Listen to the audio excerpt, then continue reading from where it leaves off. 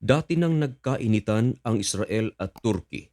Kinukundina ng Turkey ang mga strategic operation ng Israel sa Gaza at sa Lebanon.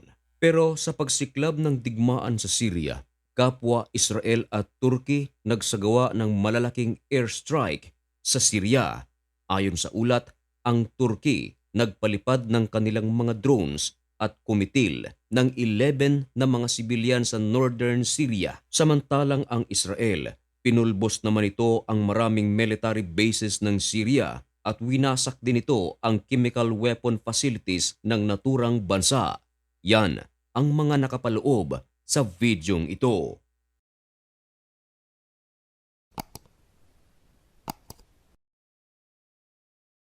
Iniulat ng The Defense Post na ayon sa War Monitor, ang Turkey ay nagsagawa ng drone strike sa Syria at dahil dito 11 mga sibilyan ang nasawi sa northern part of Syria.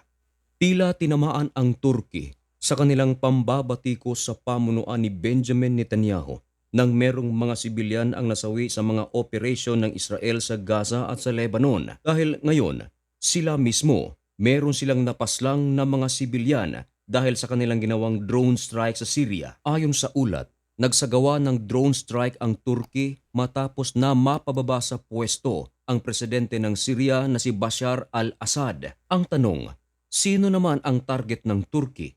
Ayon sa ulat, tinarget ng Turkey ang lugar na kung saan maraming mga Kurdish ang naninirahan.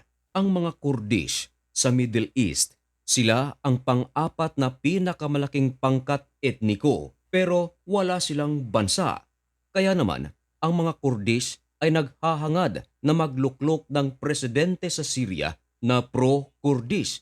Kumbaga, gusto ng mga Kurdish na ang Syria ay maging kanila. Ayon sa ulat ng Syrian Observatory for Human Rights, ang Turkey nagsagawa ng drone strike at tinarget nito ang bahay na matatagpuan sa city of Raqqa. Malapit ito sa Ain Issa. Dito nakatira ang maraming Kurdish at pagkatapos ng drone strike, tumambad agad ang 11 sibilyan ang nasawi. Kasama na ang 6 na mga kabataan. Ang lahat ng mga namatay ay kasapi lamang sa isang pamilya. Mula pa noong 2016, kinokontrol ng Turkish forces ang isang teritoryo na matatagpuan sa northern Syria at halos araw-araw merong pakikipagbakbakan ang Turkish forces sa Kurdish fighters. Of course, hindi papayag ang mga Kurdish fighters na mapaalis sila sa naturang lugar.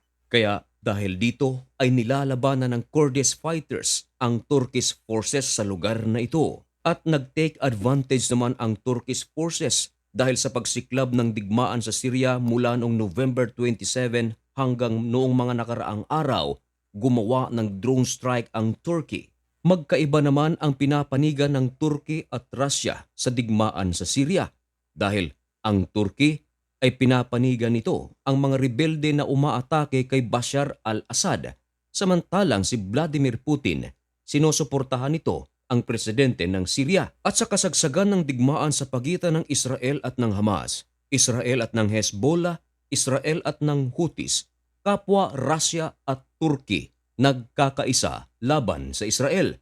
Pero sa pagkakataong ito, magkaiba ang kanilang pananaw. Kumbaga, ang giyera na nangyayari sa Syria ay ekis-ekis, para bang trapiko na nagkabuhol-buhol. Ganon din ang ginawa ng Israel sa Syria. Ngayon lang umaga, ibinalita ng CNN na inamin na mismo ng Israel na mahigit 480 times ang ginawang pag-atake ng Israel sa Syria.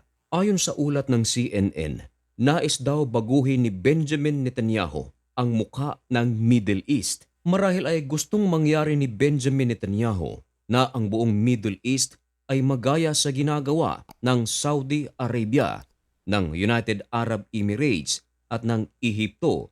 Ang mga bansang ito ay talaga namang napakauunlad nito, kasama na ang Bahrain, dahil ang mga leader sa bansang ito ay open-minded at nais nilang makipagkalakalan sa Western countries. Kahapon lamang ay Martes, December 10, 2024, inamin mismo ng Israel sa pamamagitan ng kanilang defense minister na si Israel Katz na ang Israel na ang Israel ay nagsagawa ng mga malalaking airstrike sa Syria at winasak nito ang maraming military base ng Syria at maging ang mga strategic weapon stockpiles nito ay wasak na wasak. At higit sa lahat, ang pinaka-importante raw ang pagwasak ng Israel sa maraming chemical weapon facilities ng Syria. At maliban pa riyan mga kaibigan, inamin mismo ni Israel Katz na ang Israeli Navy ay kumilos din at sinira ang Syrian fleet at ito ay ginawa overnight.